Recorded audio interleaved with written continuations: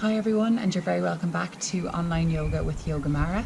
My name is Hannah. I'm going to be taking you through today's practice, which is a short introduction and a breakdown of the very popular plank pose. So today we're going to concentrate on how to get our body into the right alignment for the plank pose, and also some variations as well that hopefully will help those people that find plank pose being inaccessible to them, if they have pain in their wrists or if they just find that it's hard in their lower back. If it's too much on the core as well. So a few variations to throw out to you guys today, so hopefully you'll enjoy it. So we're going to begin today coming up onto all fours. So placing your both hands underneath your shoulders and placing both knees underneath hips. So this is our nice tabletop position that it's called in yoga. So with the hands underneath the shoulders, we want to make sure that our wrists are in line with our elbows in line with shoulders, and that we're spreading those fingers evenly. So pushing the weight down evenly into the fingertips. You can almost see the whites of the fingernails there as well as you push down into that mat. With the backs of the feet, you want to make sure that they're untucked, so we're flattening the tops of the feet. We're pushing the weight and sending the energy down into the tops of the feet here, and noticing how your spine is aligned. So are you sinking your belly down towards the mat? Are you drawing it up too high? Are you rounding the spine? What we want to make sure is that we have a nice neutral spine without finding any collapsing. So we're going to separate out the shoulder blades as you loop the shoulders down and away from each other, away from the ears.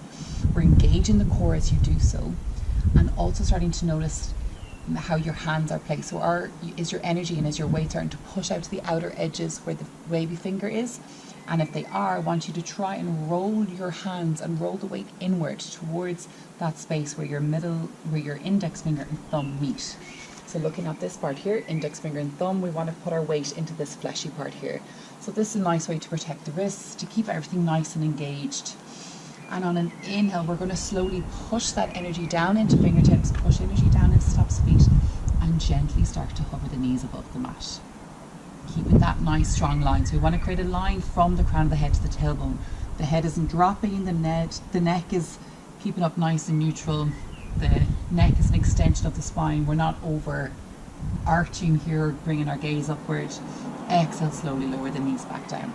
Well done. So what we want to do here is to make sure that the weight is spread evenly. So this will help with any pressure you find on your wrists and when you come into your full formation of plank pose. So just taking a couple of rounds here to get used to that motion, drawing that weight in between the index finger and thumb, push down into the tops of the feet, inhale, lift the knees off the mat. Notice where your core is, notice where your head is, notice where your shoulders are, make sure they're looped back, draw the elbows inward. Exhale, slowly start to lower. Good job. From here we're going to tuck the toes under, find your downward facing dog. So similar to the one that you would have done yesterday with Rachel. And we're going to send the hips up nice and high, draw the heels back, finding downward facing dog. Maybe pedal the feet out here. So downward dog is the main pose that would come before our plank pose in yoga. Not all the time, but most of the time we come from a downward dog to plank. So getting ourselves comfortable in our downward dog, we're going to come up onto the tippy toes and start to wave your body forward. So here your shoulders may come over the wrists. If this is happening, you're going to walk the feet back, elongating out the body to make sure that the wrists are in line with the elbows and the elbows are in line with the shoulders. So we're not hinging forward in any way. We're keeping up nice and strong. Again, pushing down into those fingertips, push down into the tops of the feet, and notice where you're collapsing. So if your spine's starting to drop, your shoulders are starting to cave in, want to separate out those shoulder blades. Notice how much easier that makes the pose. Bring that weight down into the fingertips. Gaze is directly out in front, making sure we're not bringing the hips up too high or too low where we find that pressure on the lower back. So keeping a nice slanted board shape. Keeping that line from the crown of the head to the tailbone. Send the energy down into those fingertips, into the core, engaging the core, and tuck that belly button into the spine. Find that knitting motion of drawing the navel into spine. Exhale, send the hips up, draw the heels back, downward facing dog. Good job. Take an inhale. And exhale, slowly lower down onto the knees. Well done.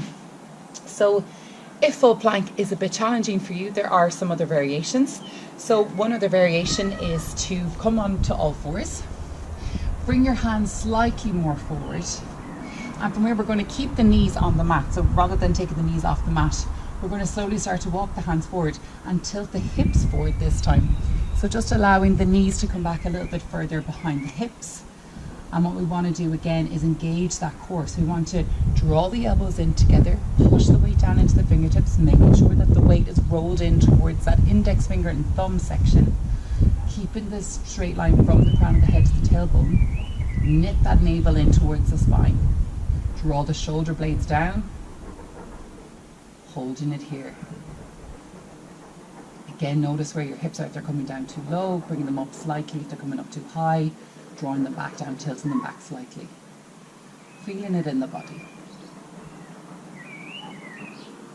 Well done. Exhale, come all the way back down, find a child's pose. Reach out in front. Taking a cycle of breath. On your next inhale, come all the way back up to all fours. From here, third option, for anyone that deals with weak wrists or has pain in their wrists but still wants to get into their plank pose, another option for you is to come down onto your elbows, so making sure elbows are underneath the shoulders. And from here, we're going to bring both legs up off the mat. So we're finding a variation. So this is our low plank pose. Again, checking the head, making sure that gaze is directly out in front, that our neck is an extension of the spine, that our hips are not coming up too high or slouching down too low, that we're finding that core engagement, push down into the forearms. So taking that pressure off the wrist, but making sure that the weight is being pushed down into those forearms. You're coming up nice and strong. Careful how you have your shoulders. Draw the shoulders down and away from the ears. Exhale, slowly lower the knees back down. Come back to all fours. Coming back to a seated position. And there you have it. There's a few variations of plank pose. Oh, I really hope that you found this one useful, and we look forward to seeing you tomorrow for a new pose breakdown. What could it be, I wonder? Thank you so much for joining us. Namaste.